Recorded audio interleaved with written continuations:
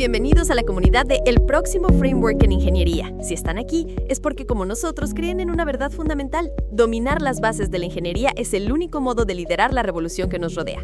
En esta sesión del curso de radiofrecuencia y microondas, vamos a dar un paso crucial en este camino.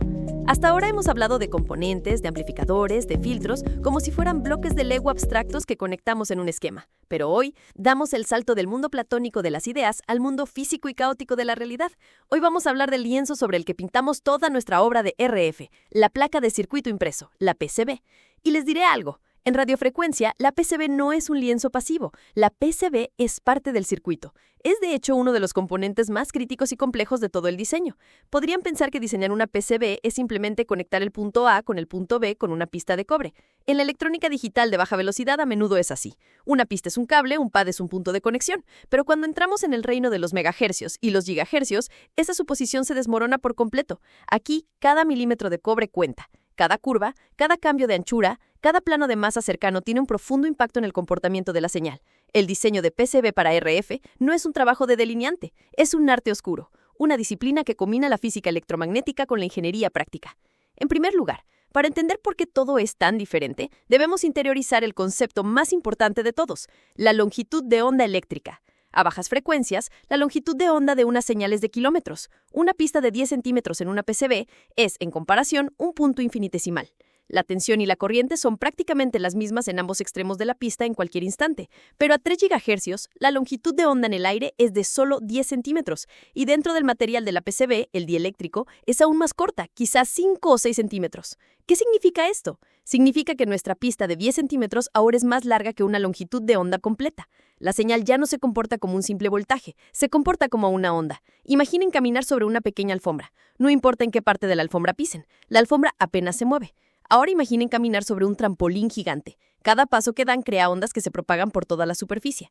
A altas frecuencias nuestras PCBs son trampolines. La tensión en un extremo de la pista puede ser máxima, mientras que en el otro extremo es mínima. La pista ha dejado de ser un simple conductor para convertirse en una línea de transmisión.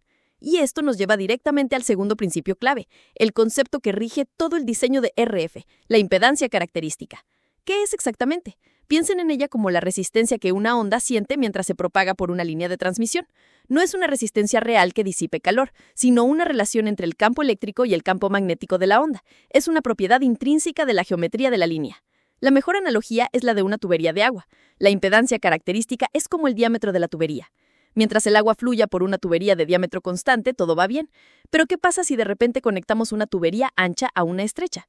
Se produce turbulencia. El agua choca contra la unión, parte de ella rebota hacia atrás, creando contrapresión y solo una parte continúa hacia adelante. Ese rebote, esa contrapresión, en el mundo de RF se llama reflexión. Las reflexiones son el enemigo número 1. Desperdician potencia, crean ondas estacionarias que pueden anular nuestra señal e incluso pueden dañar los componentes activos. Para evitar las reflexiones debemos asegurarnos de que el diámetro de la tubería sea constante en todo el camino de la señal. Todos los componentes, todas las pistas y todos los cables deben tener la misma impedancia característica.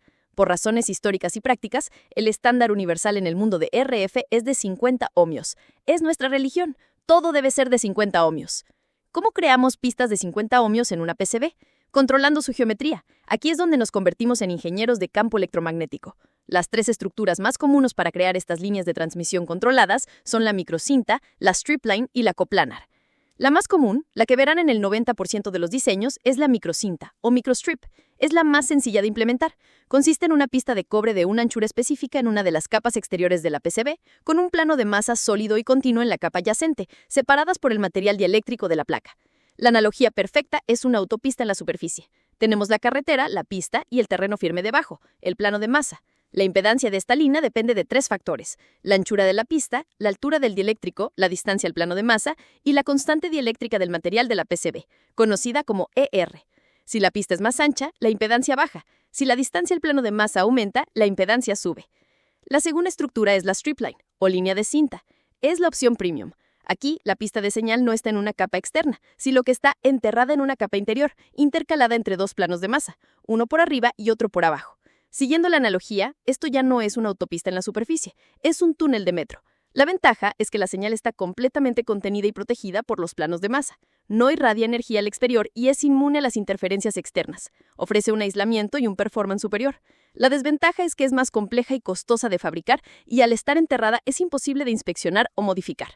Finalmente, la tercera aplicación principal es la guía de onda coplanar o Coplanar Waveguide. En esta configuración, la pista de señal está en una capa y a ambos lados de ella en la misma capa tenemos dos planos de masa, separados por un pequeño espacio. Es como una autopista, con guardarraíles muy robustos a ambos lados.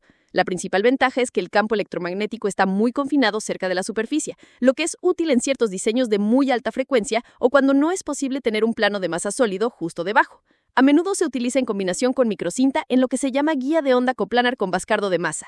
Sabiendo esto, la pregunta práctica es, ¿cómo calculo la anchura exacta que necesita mi pista para ser de 50 ohmios? No se hace de ojo, se utilizan calculadoras de impedancia. Existen herramientas online, programas independientes como el famoso y gratuito Saturn PCB Toolkit y lo más importante, todos los paquetes de software de diseño de PCBs modernos como Alturium, KiCad o Cadence tienen calculadoras de impedancia integradas. El proceso es el siguiente. Antes de empezar a dibujar una sola pista, debemos definir nuestro stack-up, es decir, la construcción de las capas de nuestra PCB.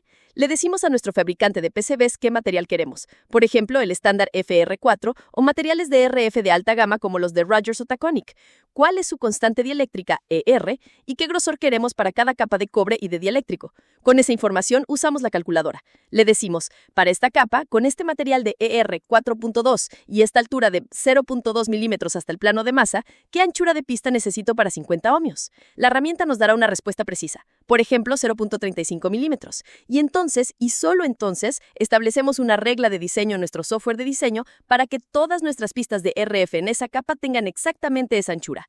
En conclusión, el diseño de una PCB de RF es una disciplina completamente diferente. Nos obliga a dejar de pensar en las pistas como simples cables y empezar a verlas como lo que son, líneas de transmisión, componentes activos que guían ondas. Hemos visto que la longitud de onda nos dicta por qué las dimensiones físicas son tan críticas. Hemos aprendido que la impedancia característica, nuestro mantra de 50 ohmios, es la clave para evitar las catastróficas reflexiones. Y hemos explorado las herramientas prácticas, las estructuras de microcinta, stripline y coplanar, y las calculadoras que nos permiten controlar esta geometría con precisión de micras. Dominar este arte es lo que separa un circuito que solo funciona en el simulador de uno que funciona en el mundo real.